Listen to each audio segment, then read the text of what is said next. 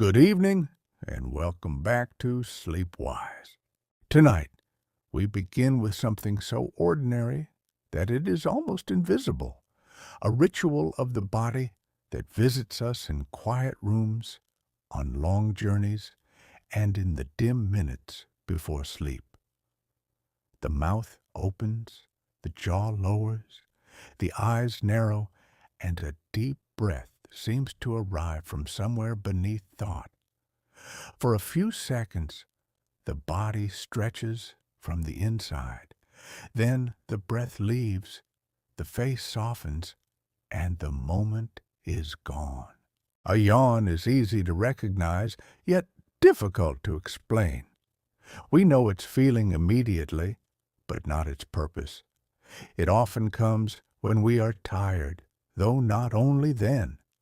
It appears when we are bored, when we are waking, before effort, and sometimes at moments of tension. Most strangely, a yawn can pass from one person to another without touch or speech. Perhaps, simply hearing these words, you have already felt the faint beginning of one. Before we drift further, a gentle reminder. If these quiet journeys help you settle at night, you can follow SleepWise and share an episode with someone whose mind could use a softer place to rest. There is nothing more you need to do now. The story will carry on at its own unhurried pace. Across centuries, people have tried to explain the yawn. Some believed it brought fresh air into a sluggish body. Others thought it stirred the blood or warned that sleep was approaching. Modern science has tested many of these ideas, and some have faded while others have returned in new forms. Yet no single explanation has closed the case. The yawn remains a familiar mystery, observed closely but not fully understood. Yawning is not uniquely human. Dogs do it, cats do it, horses do it, and many primates do it. Birds, reptiles, and fish have also been observed making movements that resemble yawns. In some species, the gesture appears during rest. In others, it may accompany stress, social signals, or a shift from stillness to action. The same broad motion appears across different branches of life, as though evolution found it useful long ago. But contagious yawning is rarer and more curious. One animal yawns, another follows. One person across a room stretches their jaw, and soon someone else does the same. The response feels involuntary, almost like a quiet echo moving through a group. Researchers have asked whether it reflects empathy, attention, imitation, social bonding, or some deeper form of synchronization. The answers remain incomplete. And so tonight, we will follow this small opening of the mouth into the brain, the body, and the long history of life itself. We will meet the scientists who watched thousands of yawns, the experiments that overturned old assumptions, and the animals whose yawns may reveal something about our own. For now, notice only the feeling of your breath, slow and easy as the room grows quieter. There is only this gentle question. Why do we yawn? And why does one yawn invite another? Long before laboratories could measure the breath or photograph the brain, people noticed that yawning seemed to arrive at meaningful moments. It came before sleep, during illness, after long effort, and sometimes in groups. spreading quietly from face to face. Because it was visible yet difficult to command, ancient observers treated the yawn as a small message from somewhere inside the body. In medical writings associated with Hippocrates, more than 2,000 years ago, yawning was linked with fever. The body, it was thought, might be releasing troublesome air or vapors as heat gathered within it. The explanation belonged to an age that understood health through balances of air, water, warmth, cold, and the four humors. But the observation itself was careful. Yawning sometimes appeared near a change in physical state. Aristotle and the writers around his school wondered about another feature that remains puzzling today. Why, they asked, does seeing another person yawn make us yawn in return? The language was different and the tools were simple, but the question was recognizably modern. A gesture could cross the space between two people, leaving one body and somehow entering another. Later traditions gave the yawn more mysterious meanings. In parts of Europe and the Middle East, people covered the mouth not only as a matter of manners, but because an open mouth was imagined as an unguarded doorway.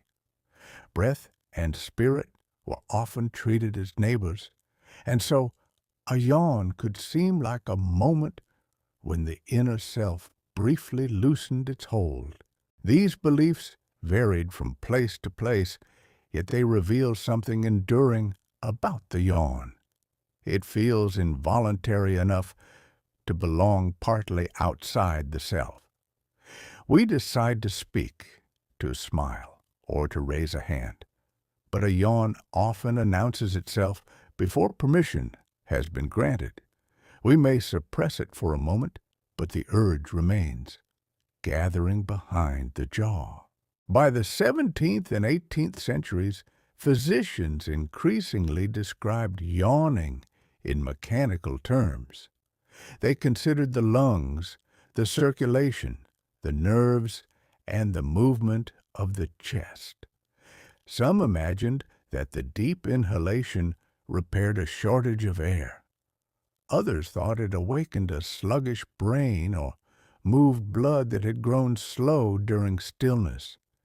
Each theory preserved a fragment of ordinary experience. The fullness of the breath, the stretch of the face, and the brief sense of becoming more alert. For most of history, however, yawning remained too common to seem urgent and too strange to be easily solved. It sat at the edge of medicine, while grander mysteries received attention. Only much later would researchers begin counting yawns, timing them, changing the air people breathed, and watching what happened before and after. And before we enter those experiments, it helps to pause beside the gesture itself, to watch its quiet sequence as though we had never seen it before. A yawn begins before the mouth opens. There is first a rising urge somewhere between the throat, jaw, and chest. Then the lips part, and the lower jaw descends, often farther than it does in ordinary speech or breathing. The tongue flattens, the throat widens, and a long inhalation draws air inward while muscles across the face, neck, and shoulders join the movement. At the height of the yawn, the mouth may remain open for a brief moment. The eyes narrow or close, tears may gather, and sounds become muffled as small muscles around a middle ear contract. Pressure changes can make the ears pop while the chest and spine join the stretch. Then comes a slower exhalation, followed by a release that can feel oddly satisfying. Researchers call yawning a stereotyped action pattern. This does not mean that every yawn is identical, but that the broad sequence is remarkably consistent. Once it begins, the movement tends to carry itself forward toward completion. A person can hide a yawn behind a hand, press the lips together, or shorten the breath. Yet the internal pattern often continues in a compressed form. The jaw still strains, the throat still opens, and the unfinished yawn may soon return. A full yawn usually lasts only several seconds, though its timing varies. It is not simply a deep breath. Ordinary inhalation can be started and stopped at will, while the yawn has a more compelling rhythm, with a slow opening, a peak, and a quicker return. Nor is it merely a facial stretch, because breathing, muscles, circulation, and brain activity change together during the event. The entire body can become involved. Many yawns arrive with pandiculation, the old scientific word for stretching after rest. Arms rise, fingers spread, the back arches, and the legs lengthen. Cats perform an especially graceful version, and humans do something similar upon waking, as though the muscles were being unfolded after stillness. Yet the amount of air is not what defines the act. In a famous experiment during the 1980s, psychologist Robert Provine and his colleagues changed the air people breathed. Participants inhaled extra oxygen, increased carbon dioxide, or breathed more heavily after exercise. If yawning existed mainly to correct oxygen or carbon dioxide levels, its frequency should have shifted clearly. It did not. The old idea that a yawn simply rescues the body from low oxygen became much harder to defend. Breathing is not irrelevant. A yawn still moves air, opens the airway, and stretches respiratory muscles. But these may be parts of a larger event, rather than its single purpose. So the yawn is best understood not as one unusually large breath, but as a coordinated ceremony. Jaw, lungs, throat, ears, blood vessels, and brain briefly moving together. It is ancient, highly patterned, and only partly voluntary. And remarkably, the body begins rehearsing this ceremony long before the first night outside the womb. Before a baby has seen daylight, heard a lullaby clearly, or taken a first breath of air, it may already yawn. Modern ultrasound allows researchers to watch the face in the womb, revealing mouth movements that follow the timing and shape of yawns seen after birth. At first, scientists were cautious. A still image of an open fetal mouth could represent swallowing, mouthing, a brief stretch, or an ordinary movement of the jaw. The difference became clearer when researchers studied the whole sequence. In a yawn, the mouth opens gradually, spends much of the movement approaching its widest point, pauses near the peak, and then closes more quickly. A simple mouth opening follows a different rhythm.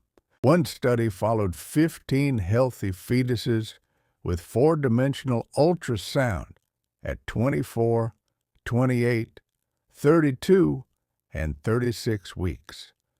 The researchers found that yawns and ordinary mouth openings could be distinguished reliably by timing. Yawning was especially visible in the middle part of the period studied and became less frequent as birth approached. That decline is one clue that fetal yawning may be connected with development rather than tiredness in the familiar adult sense. The womb has its own cycles of activity and rest, but a fetus is not yawning because it stayed awake too late. Its nervous system is still being assembled, its muscles are learning coordinated patterns, and its brainstem is organizing movements that will later support breathing, swallowing, feeding, and changes between sleep and wakefulness. Scientists therefore consider several possibilities. Fetal yawning may exercise the jaw and respiratory muscles, help shape pathways in the brain, or form part of the developing machinery that controls arousal. It may also offer a clue to neurological maturation, though researchers do not treat every yawn or every absence of one as a diagnosis. The sight is remarkable. On the ultrasound screen, the small face changes slowly. The mouth opens, the chin lowers, and the tongue shifts downward. For a moment, the expression looks familiar, as though an adult gesture has appeared in miniature. Then the mouth closes, and the face returns to stillness. Yawning also appears often in newborns and young infants. Their days contain frequent crossings between sleep and waking, feeding and rest.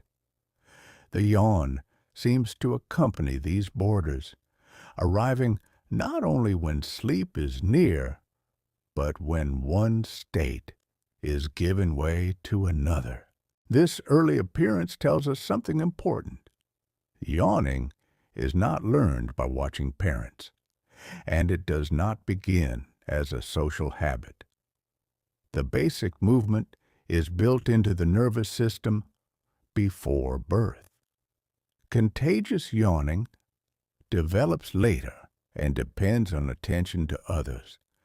But the original solitary yawn is already there, waiting in the dark. Long before it can spread through a room, it belongs to one small body, practicing an ancient pattern in the gentle shelter of the womb. Because yawns gather around bedtime, we often treat them as an announcement.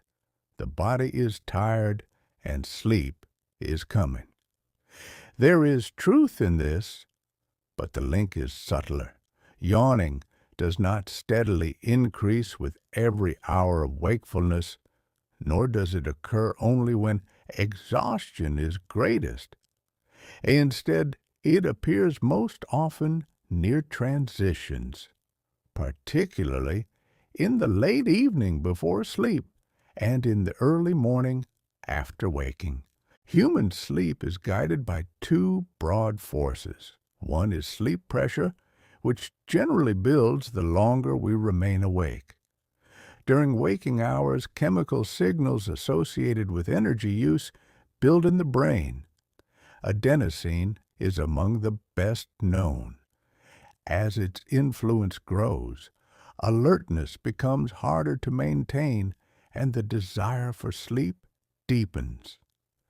Caffeine helps us feel more awake partly by blocking adenosine receptors for a time, though it does not erase the underlying need for rest. The second force is the circadian clock, an internal rhythm close to 24 hours. A small region of the brain responds to light and darkness, helping time changes in alertness, hormones, body temperature, and sleep. This clock can briefly support wakefulness after a long day, which is why a tired person may experience a second wind in the evening. Yawning seems to gather where these systems meet a change in state. In the evening, the body moves from wakefulness toward sleep. In the morning, it travels from sleep toward alertness. We also yawn during boredom and monotonous tasks, when attention loosens, even though sleep may still be far away. This has led many researchers to view yawning less as a surrender to sleep than as part of an attempt to regulate arousal. The yawn may briefly stretch muscles, alter circulation, open the airway, or influence temperature around the brain. None has been proven to explain every yawn, but each suggests adjustment during a change in alertness. That is why athletes sometimes yawn before competition, musicians before performing, and people before an important conversation. They may not be bored or ready for bed. Their nervous systems are crossing from waiting into action. Stress and anticipation can produce yawns as surely as a dim room. The link with tiredness is real, but imperfect. A yawn is a clue, not a measurement. Someone can be deeply sleepy without yawning, while another can yawn repeatedly and remain attentive. Age, temperature, medication, illness, and individual habit can all alter its frequency. During sleep itself, ordinary yawning is uncommon.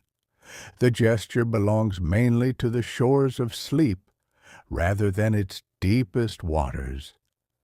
It appears as we approach, as we leave, or as wakefulness becomes unstable for a moment.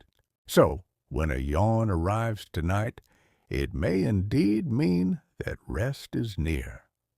But it may also be the body making a final adjustment, drawing the jaw wide, shifting the breath, and helping the nervous system cross softly from one mode of being into another. For much of modern history, the yawn seemed to offer an obvious explanation. The mouth opened wide, the lungs filled, and the person often felt dull or sleepy beforehand. Surely, physicians reasoned, the body must be asking for more oxygen or trying to remove an excess of carbon dioxide.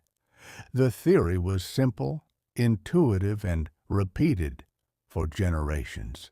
Yet an idea can feel true because it fits the shape of an experience, even when the body is doing something else. In 1987, Robert Provine and his colleagues tested the old breathing theory directly. Volunteers inhaled ordinary compressed air, pure oxygen, or mixtures containing more carbon dioxide than normal. Both altered breathing, but neither produced the expected change in yawning.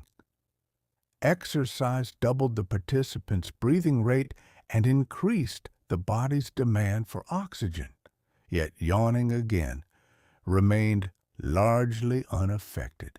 Air still moves deeply through the mouth and nose, the chest expands, and the throat opens.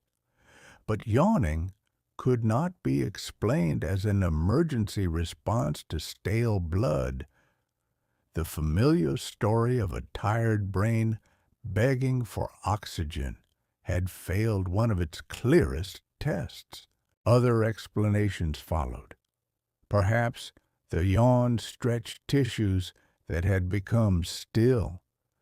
The jaw opens near its widest comfortable limit, while muscles of the face, throat, neck, and chest contract together.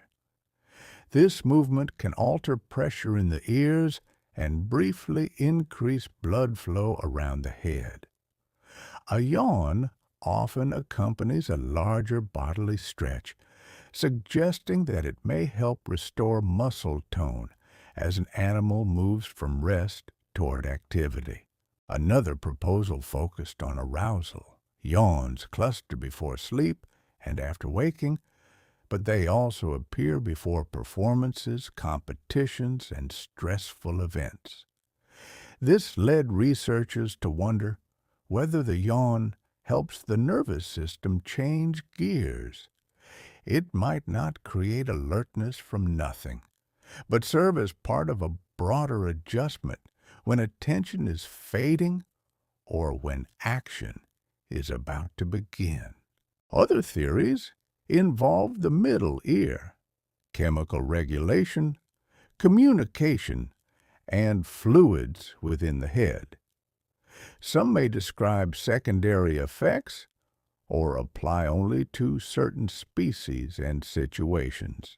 This is one of the difficulties of studying an ancient behavior. Evolution does not always preserve a single clean function. A movement may begin for one reason and later acquire others.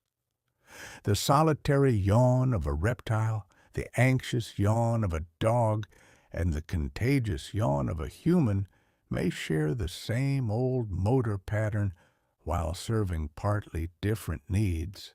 Science therefore moved away from asking for one quick answer and toward a slower question. What changes before, during, and after a yawn?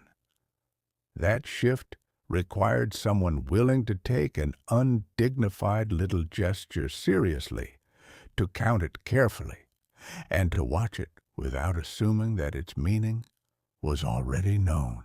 Robert Provine became one of the people most closely associated with that patient work.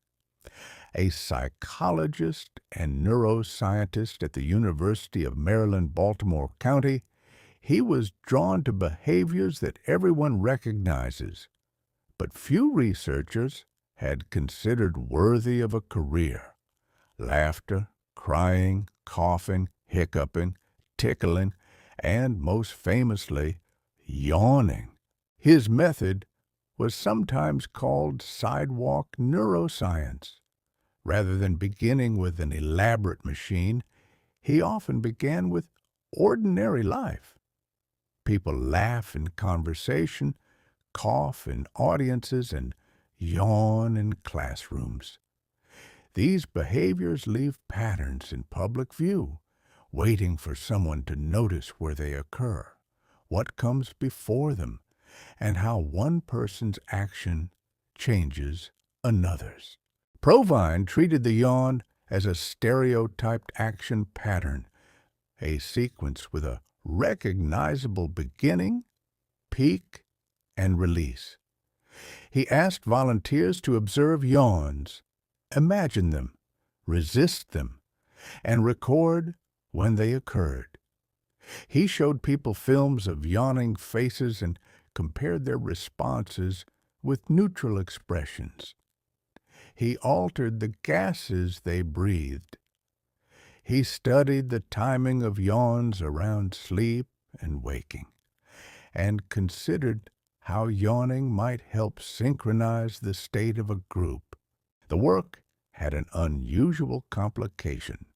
Discussing yawning could contaminate the experiment. A researcher explaining the task might yawn. A participant reading instructions might feel the urge before the official observation had begun. Even a photograph, a sound, or a paragraph describing an open mouth could act as a releasing stimulus, nudging the nervous system toward the same behavior. Provine observed that people varied greatly. Some watched yawning faces and responded almost immediately. Others remained untouched. Later studies found susceptibility fairly stable within a person, yet difficult to predict from personality, sleepiness, or simple measures of empathy.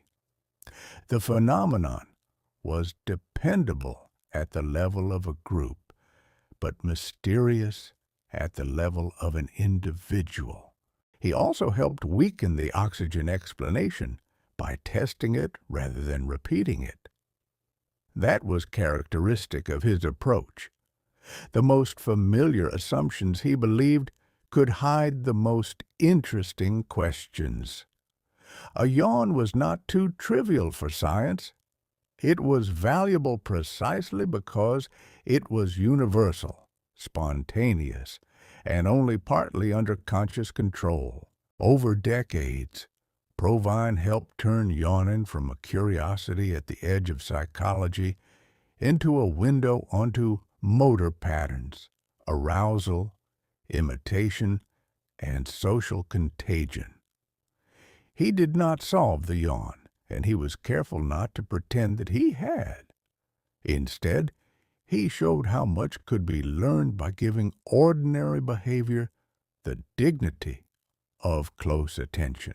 As the oxygen theory receded, another possibility began to attract interest. It suggested that the deep breath and wide stretch might be changing not the amount of oxygen in the blood, but the temperature of the organ quietly directing the entire event. The human brain is warm.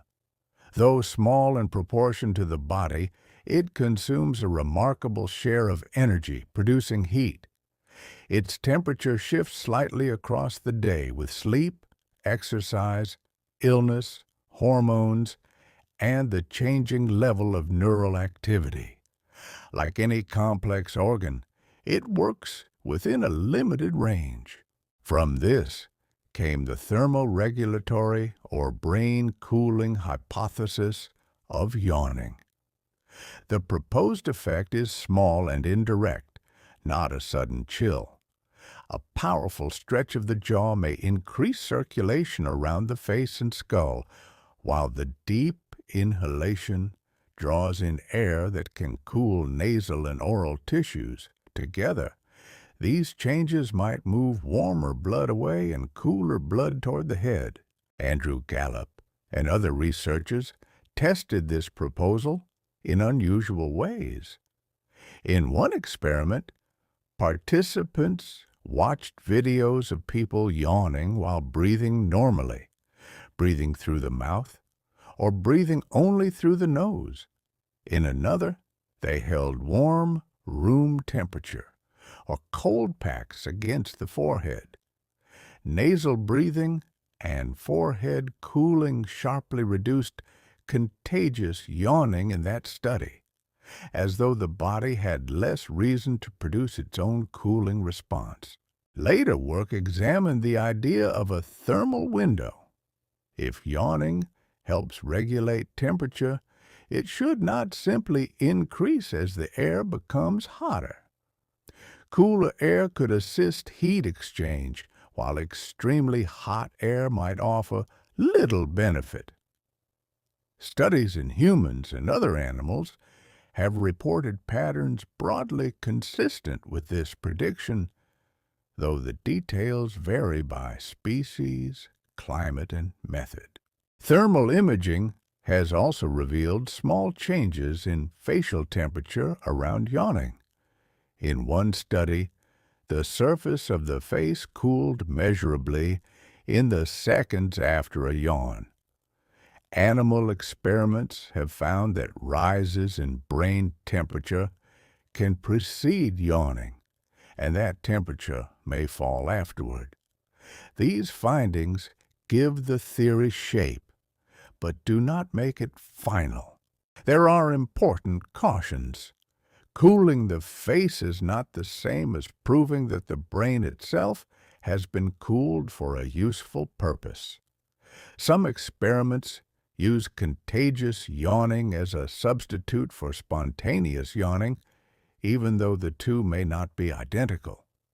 Sample sizes have sometimes been modest, and other researchers continue to debate whether thermoregulation can explain yawns caused by stress, social signals, medication, or neurological disease. Still, the theory offers an elegant possibility. The yawn may be a small maintenance action, arriving when the brain is moving between states and its temperature or alertness has drifted from an ideal range. The wide jaw, the altered blood flow, and the long breath may form a brief physiological breeze. And yet, no temperature change can begin a yawn without a command. Somewhere inside the brain, chemical messengers must gather, pass signals from one region to another, and release the ancient sequence into motion. A yawn feels like one indivisible event, but inside the nervous system, it is assembled through many signals. Rather than one simple switch, researchers have identified a network involving the hypothalamus, brainstem, breathing circuits, nerves, and chemical messengers. One important region is the paraventricular nucleus of the hypothalamus, often shortened to the PVN. The hypothalamus is small but helps coordinate sleep, temperature, hormones, stress, and automatic behavior. Experiments in animals have shown that stimulating particular pathways in and around the PVN can produce yawning, while damaging the region can reduce yawns caused by certain drugs. Dopamine is one part of this pathway, often called a chemical of pleasure. It works more broadly in movement, motivation, and learning. Dopamine-like drugs can trigger yawning under some conditions. Within the PVN, dopaminergic activity may activate neurons that use oxytocin, a messenger involved in social behavior, reproduction, and stress. Those oxytocin-producing neurons project toward the hippocampus, pons, medulla, and spinal cord. Their activity can recruit further messengers, including nitric oxide and acetylcholine. Acetylcholine helps control muscles and many automatic processes, and drugs acting on its muscarinic receptors can also provoke yawning. Serotonin, endorphins, stress hormones, and other neuropeptides can also modify the response. This is why medications can change how often a person yawns.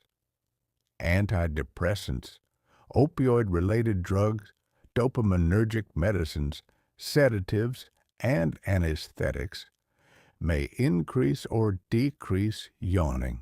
The chemistry is not a neat chain in which one molecule always hands the signal to the next. Much of the detailed evidence comes from animal experiments or from drug-induced yawning, which may not perfectly reproduce the quiet yawn before bed. The same visible gesture can be reached through more than one neural route. Once released, the command must coordinate a remarkable collection of movements. Motor nerves lower the jaw and shape the face. Breathing centers create the long inspiration and shorter expiration. Muscles in the throat, tongue, larynx, middle ear, chest, and sometimes the limbs join in.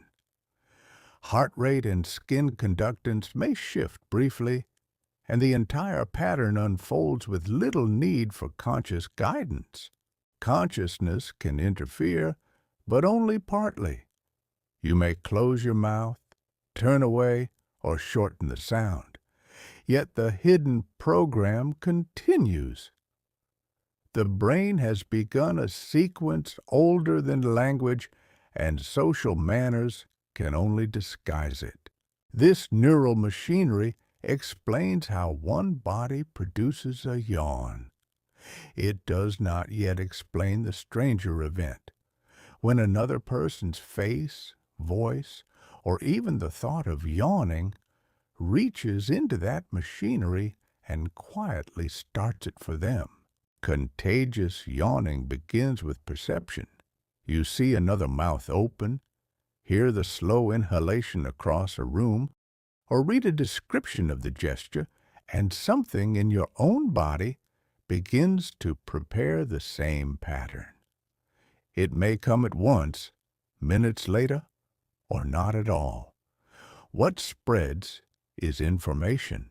Robert Provine described the observed yawn as a releasing stimulus, a signal capable of unlocking an existing motor program. Moving images are especially effective, but photographs, sounds, stories, and even thoughts can work. The eyes do not need to study every detail. Recognition seems to be enough. One popular explanation has involved mirror neurons, cells first identified in monkeys that respond both when an action is performed and when a similar action is observed. They offered an appealing image. Another person yawns, the brain mirrors, and the observer follows.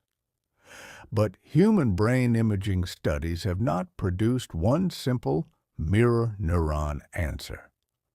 Social attention and action preparation regions become active, while some studies find little special involvement in classic motor mirroring areas.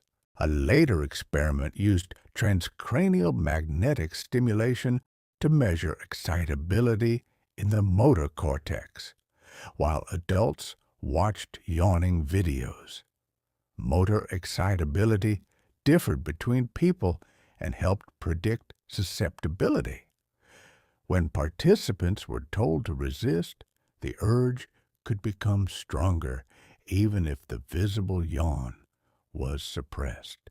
The instruction changed expression more easily than desire. Contagious yawning may therefore balance an automatic impulse against the brain's capacity to inhibit it. The observed face raises the readiness of a familiar motor pattern. Whether it emerges depends on attention, susceptibility, current state, and perhaps social relationship. Social synchronization may also matter. In an ancestral group, one individual's shift in alertness could contain useful information. A contagious response might help coordinate rest, waking, vigilance, or movement.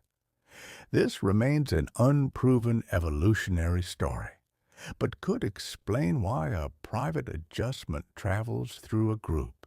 Empathy is often offered as the answer, yet the evidence is more complicated. Some studies find more contagion between strongly bonded people. Others find weak or no relationship with questionnaire measures of empathy.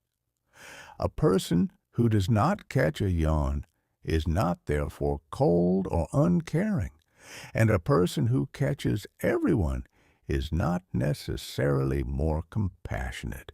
What is certain is quieter and perhaps more interesting. The nervous system continuously watches other bodies. It notices posture, breath, gaze, tension, and movement, often before conscious thought names them. Another person's yawn enters this stream of social information and, in some minds, crosses the threshold into action. One body opens toward sleep or alertness, and another answers. The yawn becomes an echo, carried not through air as illness, but through attention. The idea that contagious yawning reveals empathy is appealing because it gives the gesture a tender meaning. One person yawns, another follows, and the two bodies appear joined by an invisible thread. Researchers have found reasons to take this possibility seriously, but also reasons to move carefully. In everyday observations, people have sometimes been more likely to catch yawns from family and close friends than from acquaintances or strangers. One long-running study examined yawns that could be heard but not seen, reducing the chance that familiar faces simply received more visual attention. Even then, contagion was strongest among people with closer social bonds. Similar patterns have been reported in chimpanzees, wolves, dogs, and other social animals. Familiar companions may be watched more closely, understood more easily, or represented more strongly within the nervous system. Emotional closeness and attention are difficult to separate because we naturally notice those who matter to us. The word empathy also contains many layers. It can mean recognizing another person's state, sharing a trace of their feeling, imagining their perspective, or choosing to respond with care. A reflexive yawn cannot measure all of these things. At most, it may reflect a form of bodily resonance, and even that remains debated. Studies involving autistic children show why caution matters. Early experiments reported less contagious yawning, and this was sometimes interpreted as reduced empathy. Later work found that when attention was directed clearly toward the yawning face, autistic children also showed yawn contagion. Differences in gaze, sensory processing, or interest in faces could therefore influence the result without saying anything simple about kindness or emotional depth. Research on psychopathic traits has also found, in some samples, that people scoring higher on measures such as callousness were less likely to catch a yawn. Yet these are group associations, not a test of any one person's character. Many people never yawn during laboratory videos, while others begin before the instructions are finished. Sleep, temperature, attention, inhibition, age, and individual biology all shape the response. Reviews of the evidence therefore resist the easy equation. Contagious yawning does not equal empathy. Some findings support a relationship, while others do not, and studies use different methods. Perhaps the gentlest conclusion is that a contagious yawn reveals sensitivity to another body, but not the nature of the mind observing it. It tells us that social creatures can influence one another below language. The response may be stronger where attention and affection already run deep, yet its absence carries no verdict. A person who does not catch your yawn may still understand you perfectly, and someone who does may simply possess a nervous system ready to echo the quiet movements of those nearby. Yawning is older than the human face. Versions of the movement appear across the vertebrate world among mammals, birds, reptiles, amphibians, and fish. The details differ, yet the pattern remains familiar. The mouth opens gradually, reaches a wide pause, and closes more quickly, as though the body were completing an inherited ritual. Dogs yawn when wakened, settling, and sometimes during uncertainty or stress. Cats yawn with a long stretch before folding back into rest. Horses, elephants, seals, and many primates yawn as well. Among fish, a wide mouth opening may accompany shifts in activity or displays toward rivals.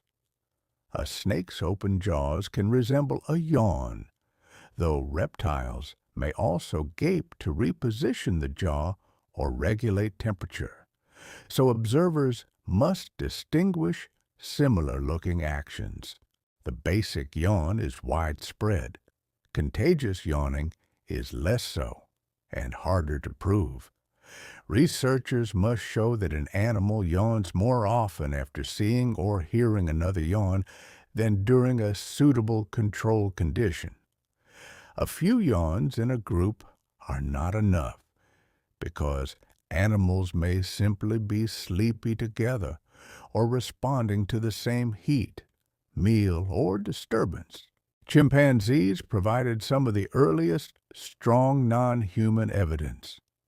Video experiments showed that they yawned more while watching yawning members of their own species than while watching other mouth movements. Contagion has since been reported in bonobos, orangutans, several monkey species, and geladas. Though results vary between populations and methods, domestic dogs have also caught human yawns in some experiments. Some studies found stronger responses to familiar people or voices, while others did not. Wolves living in social groups have shown yawn contagion too, with close companions sometimes responding more readily. These findings do not prove that animals experience the gesture exactly as humans do. Among birds, budgerigars have offered experimental evidence. These social parrots were more likely to yawn after seeing another budgerigar yawn both directly and on video. Other birds, including ravens, have produced mixed or negative findings, a reminder that social intelligence alone does not guarantee contagion. Wild lions have added another example. After one lion yawned, companions sometimes followed, and those that caught the yawn were more likely to match the first lion's next movement. Domestic pigs and some lemurs have also shown patterns consistent with contagion. The list will change as experiments improve. Some claims may weaken, while new species may be added. What matters is the difference between yawning and catching a yawn. The first is ancient and widespread. The second seems to occur only in certain social lineages, where noticing another animal's state may offer a quiet advantage.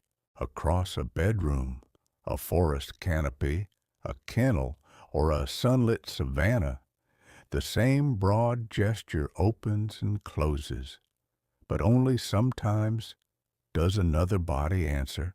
If yawning spreads through a group, it may carry more than sleepiness. In social animals, a visible movement can become a signal even if it did not originally evolve as one. A yawn opens the mouth widely, lasts several seconds, and can be seen from a distance.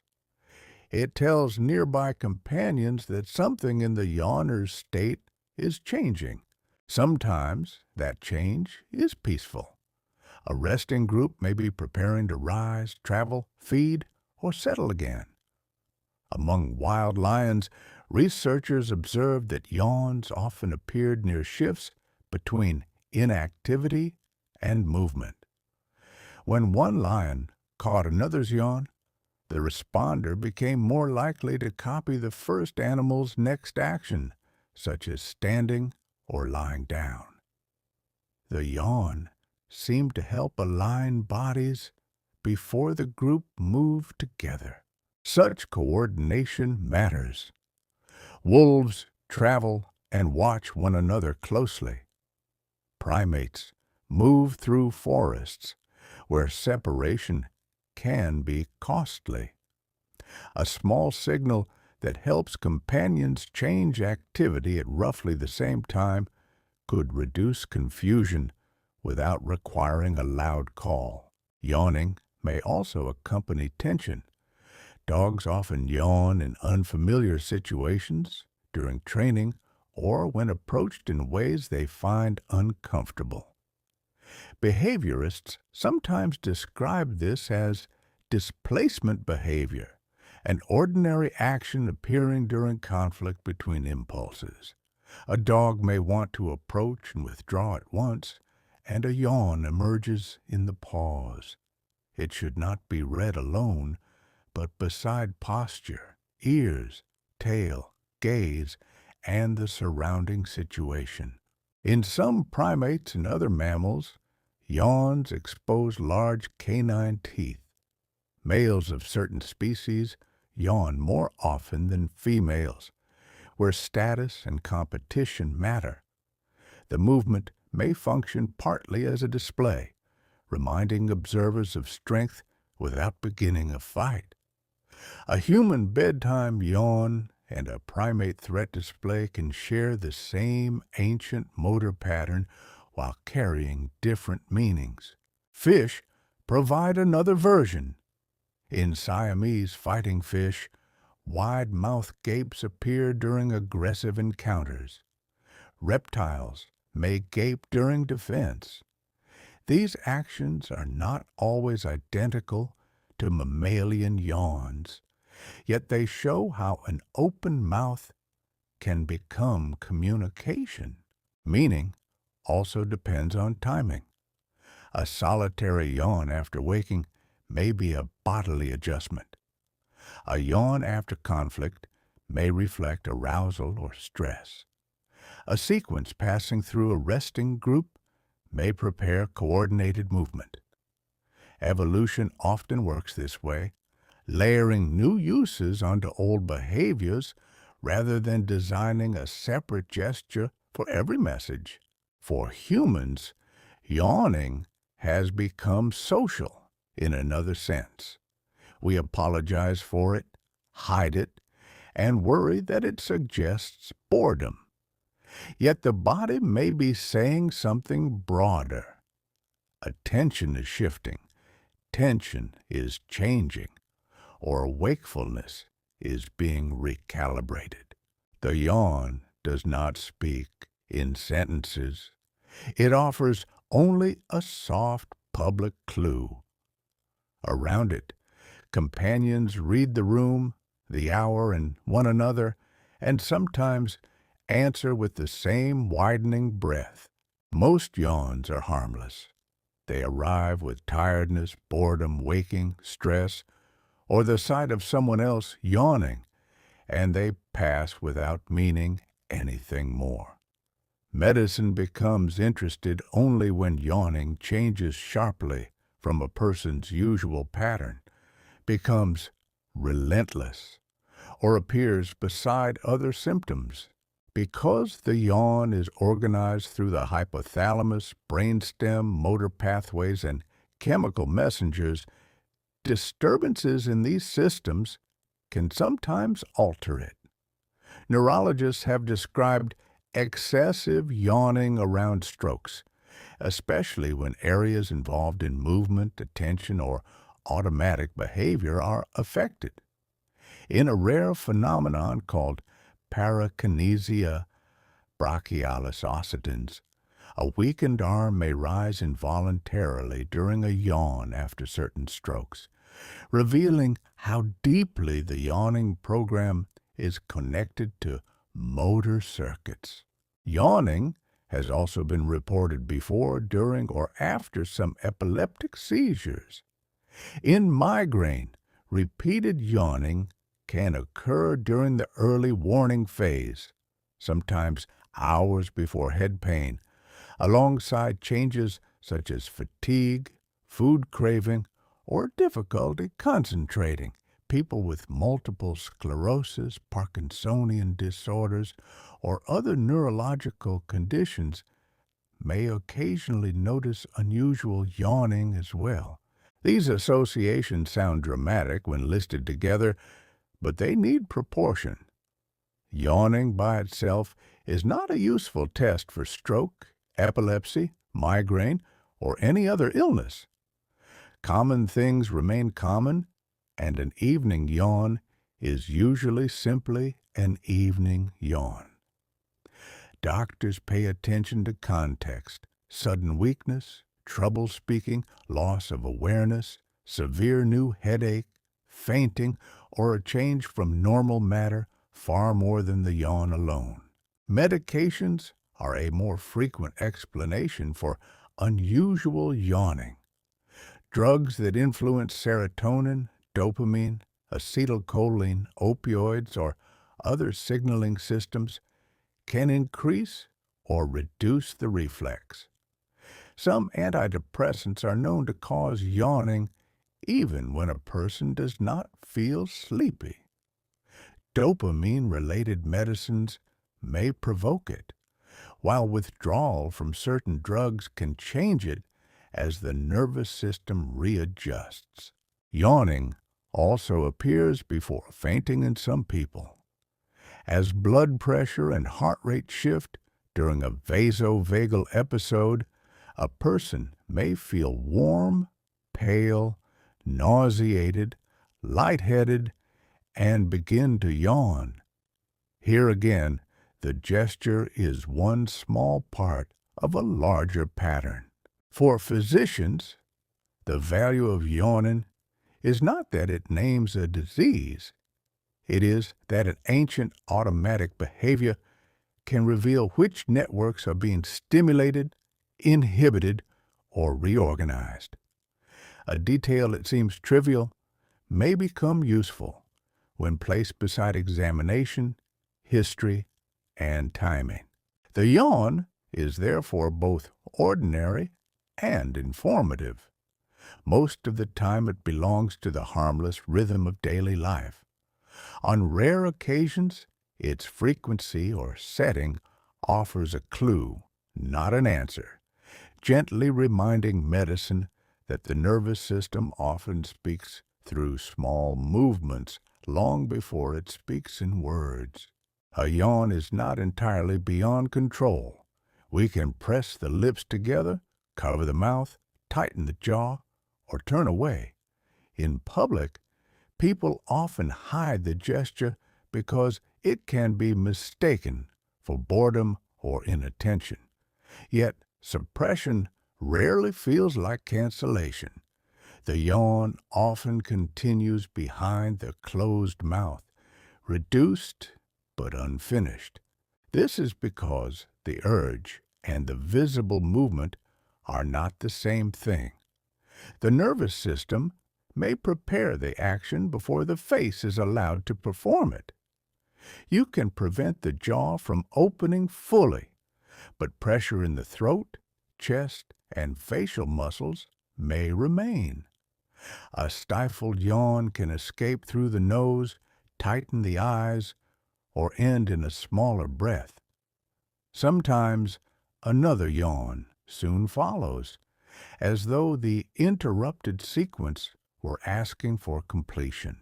Researchers have explored this divide between urge and action. In one experiment, adults watched videos of yawning people while they were either permitted to yawn freely or asked to resist. The instruction changed the form of the response. Participants produced fewer full yawns and more stifled ones. But resisting did not remove susceptibility, and the urge to yawn could become stronger. The same study used transcranial magnetic stimulation, a non-invasive method that stimulates the motor cortex through the scalp. Differences in motor cortex excitability and inhibition helped predict who was most likely to catch a yawn. The results suggested that contagion partly depends on how readily the brain's movement system approaches a threshold and how strongly it can hold the action back. This resembles other familiar urges. Trying not to scratch an itch can make attention settle more firmly upon it. Trying not to blink makes the eyes seem suddenly dry. Suppression requires monitoring, and monitoring keeps the forbidden action close to awareness. Even so, culture shapes what becomes visible. Covering the mouth is now widely treated as courtesy and hygiene. In older traditions, the gesture sometimes carried spiritual meanings, as though the open mouth needed guarding. People have learned to soften or apologize for a movement the body performs without embarrassment. There is no harm in covering a yawn and no need to force one wider than it naturally wishes to go. The body will complete enough of the pattern on its own. A yawn can be delayed, shortened, and disguised, but conscious control usually edits rather than erases it. Perhaps that is part of its fascination. The yawn sits on the border between voluntary and automatic life. We feel it coming, participate in its movement, and yet do not quite choose it. For a few seconds, manners negotiate with physiology, and physiology quietly keeps most of the final word. Tonight, there is no audience to impress and no reason to resist. If a yawn rises, it may open fully, stretch the jaw, deepen the breath, and pass away in its own time, leaving the face softer than before. By the time yawning entered the laboratory, researchers faced an unusual problem. The subject could be summoned simply by describing it. Instructions might cause a participant to yawn before an experiment began. A researcher demonstrating the movement could trigger the very response being measured. Even now, after so many minutes spent following open mouths and deep breaths, the thought alone may be enough. Robert Provine turned this inconvenience into a method. He showed volunteers filmed yawns and compared their reactions with other facial movements. A yawning face was not merely an open mouth. The slow opening, narrowed eyes, and familiar rhythm mattered. Later, researchers used photographs, yawning sounds, and matched control clips, discovering that contagion could pass through sight, sound, imagination, and language. The laboratory often became a quiet waiting room. Cameras watched participants while the stimulus played, and researchers counted full yawns, hidden yawns, and the moments when a hand rose toward the mouth.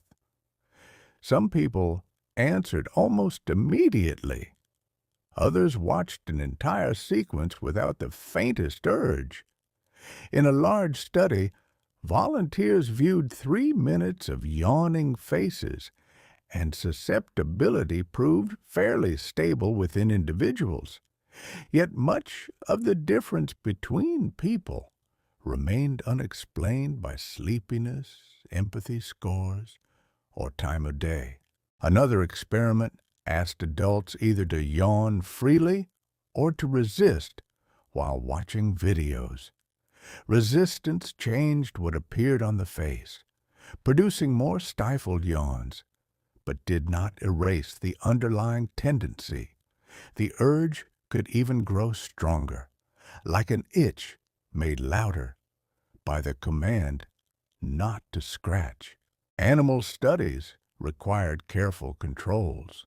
A chimpanzee watching another gape might be reacting to movement, teeth, or threat, rather than a yawn. Researchers therefore compared true yawns with ordinary mouth openings.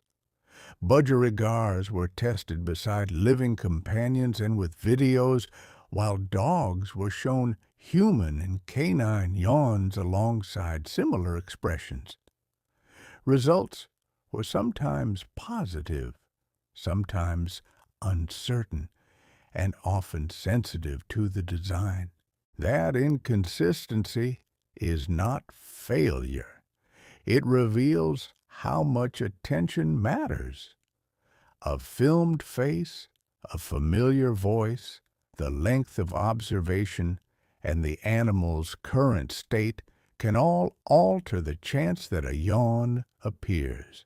Modern researchers are trying to standardize the stimulus, using diverse collections of carefully filmed yawns and matched controls, so that one laboratory can be compared more fairly with another.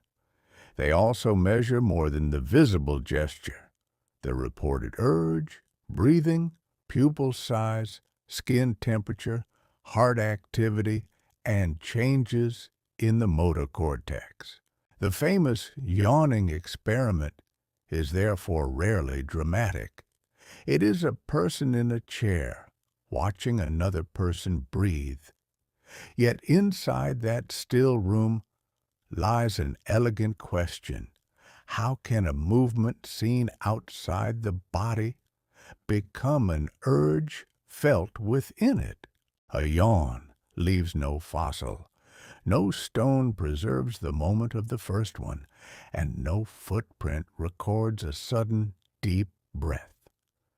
To trace its history, scientists must compare living animals, their nervous systems, and the situations in which the movement appears. Yawn-like patterns have been recorded across all major classes of vertebrates: fish, amphibians, reptiles, birds, and mammals. That distribution suggests an old origin, far deeper than human social life.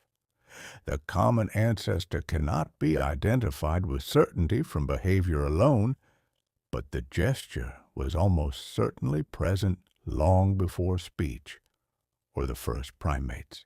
Its ancient form was probably solitary: a fish opening its mouth in water, a reptile gaping beneath the sun, and a mammal yawning after sleep do not share the same anatomy or social world. Yet each may perform a coordinated opening involving the jaw, throat, breathing structures, and bodily state. The pattern may have been preserved because it serves some useful form of physiological regulation. Evolution rarely writes one permanent job description. A behavior can remain while its uses change. Feathers may begin with insulation and later support flight. A movement that first helped adjust arousal, temperature, breathing structures, or muscle tone could later become visible information to nearby animals. In some social species, that information may then acquire contagious power. This distinction between primitive and derived features is important. Spontaneous yawning is widespread and occurs in solitude.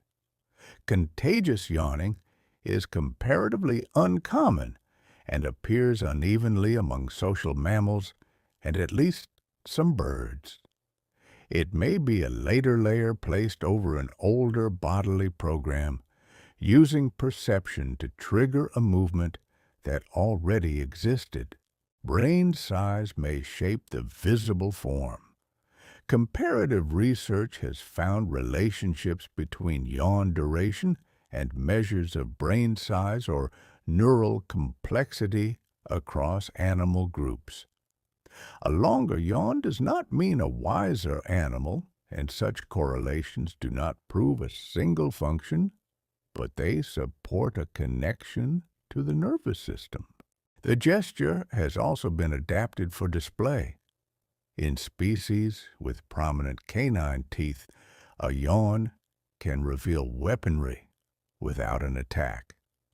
In groups preparing to move, it may help align activity. In a domestic dog, it may appear during uncertainty. Evolution has kept the old sequence and allowed context to provide new meanings. Perhaps this is why no single modern theory fits every species. The yawn has traveled through too many bodies and environments to remain one simple thing. It crossed water, land, nests, forests, and sleeping places, changing quietly while retaining its recognizable shape. When your own jaw opens tonight, the movement may feel entirely personal, yet it belongs to a lineage far older than memory, a small inheritance carried forward by vertebrate life, repeated without words from one generation to the next. After centuries of observation, the simplest question remains unanswered. Why do we yawn?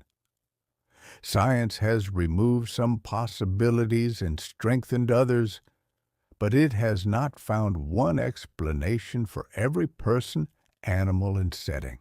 The old oxygen theory is no longer persuasive as a primary answer. Changing oxygen and carbon dioxide does not alter yawning as expected if the gesture mainly repaired gases in the blood. Yet the yawn still opens the airway, stretches breathing muscles, and changes pressure through the head and chest. An effect can be real without being the original purpose.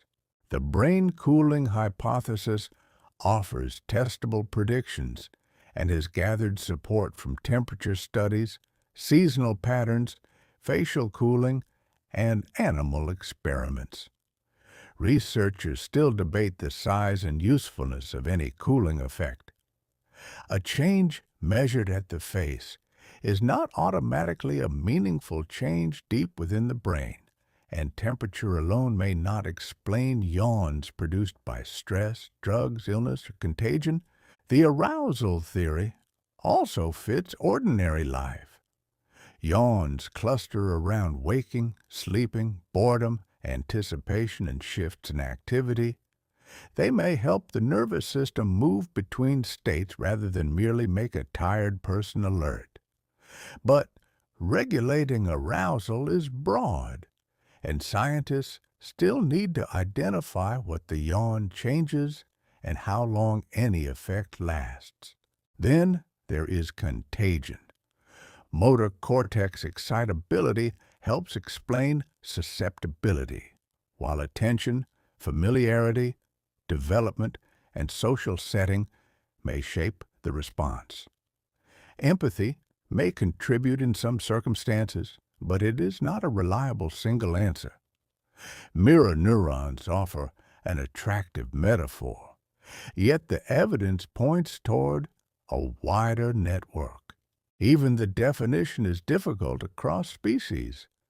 An open mouth may be a yawn, a threat, a respiratory action, a jaw adjustment, or a feeding movement. Researchers must compare timing, anatomy, and context before declaring that two behaviors are truly the same. The next steps are becoming more precise. Scientists can combine thermal cameras, brain stimulation, imaging, blood flow measurements, respiratory sensors, and standardized videos. They can study people across ages and cultures, not only small groups of university students. They can separate spontaneous yawns from contagious ones and distinguish the urge from the visible action. Recent work asks whether yawning alters blood flow and fluid movement around the brain, reviving old ideas in measurable forms. The findings remain pieces, not a final map. Perhaps the mystery survives because the question asks for one function where evolution has preserved several. Yawning may cool, stretch, signal, coordinate, and recalibrate, with different effects becoming important in different bodies. Science does not become weaker when it says we do not yet know. Here, uncertainty is the honest edge of knowledge, the quiet place where observation continues. We have followed the yawn from the womb to the laboratory, from the hypothalamus to the savanna, and from one tired face to another. Now the mystery returns to the room where it began, near the edge of sleep, when the day has loosened its hold and the body no longer needs to explain itself. A yawn may arrive as sleep pressure rises, but it is not sleep itself. It belongs to the threshold. The jaw opens while wakefulness is still present. The eyes close for a moment. The breath deepens and then releases. It is a small crossing, performed while one state gives way to another. Thresholds are often where the body becomes most visible. We notice blinking when the eyes are dry, shivering when warmth is leaving, stretching when stillness has lasted too long. These actions usually unfold beneath thought, maintaining conditions that consciousness simply receives. Yawning joins that quiet company of automatic caretakers. Its contagiousness adds a softer dimension. Human beings regulate one another constantly without speaking. A calm voice can slow a room. A sudden movement can sharpen attention. The rhythm of another person's breath may become noticeable in darkness. We are separate nervous systems, yet never entirely sealed from the people around us. This does not mean every shared yawn is an act of empathy or every solitary yawn a message. The science is too careful for that. But it does mean that perception can reach deeply into the body. An image enters the eyes, a sound enters the ears, and somewhere below deliberate thought, the jaw prepares to answer. At bedtime, this susceptibility feels less strange. Sleep is encouraged by surroundings, dim light, familiar sounds, a cooler room, a repeated ritual, the knowledge that nothing more is required. The nervous system listens for signs of safety and transition. Perhaps the yawn is one of many small signals that the active hours are ending. There is no need to force one tonight. Deliberate imitation rarely has the same satisfying shape as the yawn that rises naturally. Nor is there any need to suppress it. The mouth can open, the face can briefly soften, and the breath can follow its old unhurried arc. For all our instruments, the body still contains gestures known more intimately through feeling than explanation. We can name the muscles, trace chemical pathways, and compare temperatures before and after. Yet the experience remains wonderfully simple. An urge, an opening, a release. Perhaps that is why the yawn suits the evening. It asks for no decision and produces no achievement. It is not triumph or failure, but adjustment. The body notices a changing state and responds in a language older than thought. The room rests.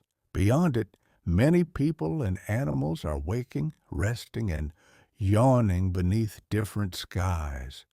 Some yawns will remain solitary, others will pass gently from one body to the next. And here the world slows, and so do we. Tonight, a familiar gesture has opened into a much larger story.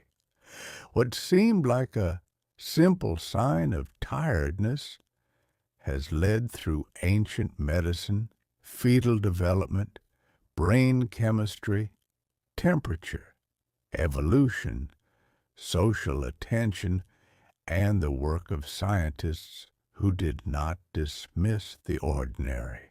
We know that yawning is not merely the body pleading for oxygen. Its basic motor pattern begins before birth and appears across vertebrate life. It gathers near transitions in alertness, pathways in the hypothalamus and brainstem can release it, and another person's yawn can sometimes bring our own movement system close to the same threshold. We also know the limits of these answers. Brain cooling is plausible and supported by several lines of evidence, but it may not explain everything. Arousal, stretching, fluid movement, communication, and social coordination may each hold part of the story. Contagious yawning may be shaped by attention, familiarity, development, and motor excitability, without serving as a simple measure of empathy. The yawn has endured because bodies are complicated and evolution is economical. An ancient movement can perform more than one task. It can remain physiological at its core while becoming a signal, a display, or a quiet invitation to synchronize. What began in solitary nervous systems may, in certain species, have learned to travel through groups. Robert Provine and those who followed gave this humble gesture sustained attention. They counted what others ignored, tested assumptions repeated for centuries, and accepted that a common behavior could remain unfinished. Their work reminds us that mystery does not always wait in distant galaxies or at the bottom of the sea. Sometimes it opens beside us on a train. Perhaps you have yawned during this story. Perhaps the word itself became a small stimulus, or perhaps the hour and the softening room were enough. Either way, there is no need to decide which theory was responsible. The yawn can simply be allowed to pass. Soon the muscles of the jaw will rest, the eyes will remain closed a little longer between blinks. Thoughts that seemed urgent may lose their edges, becoming quieter shapes before drifting apart. The body has crossed these shores of sleep many thousands of times, guided by rhythms older and steadier than any plane. And so we leave the mystery partly open, as science has left it, not empty, but filled with careful possibilities.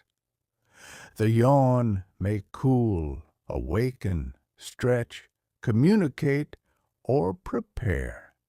It may do several of these things, or something subtler still. Its unfinished answer need not keep us awake. The world slows, and so do we. One breath enters, another leaves. Somewhere nearby or far away, another creature opens its jaws beneath the night, and for a moment the ancient gesture continues. Nothing more is required now. Let the room grow still, let the questions fade, and let sleep arrive in its own quiet time.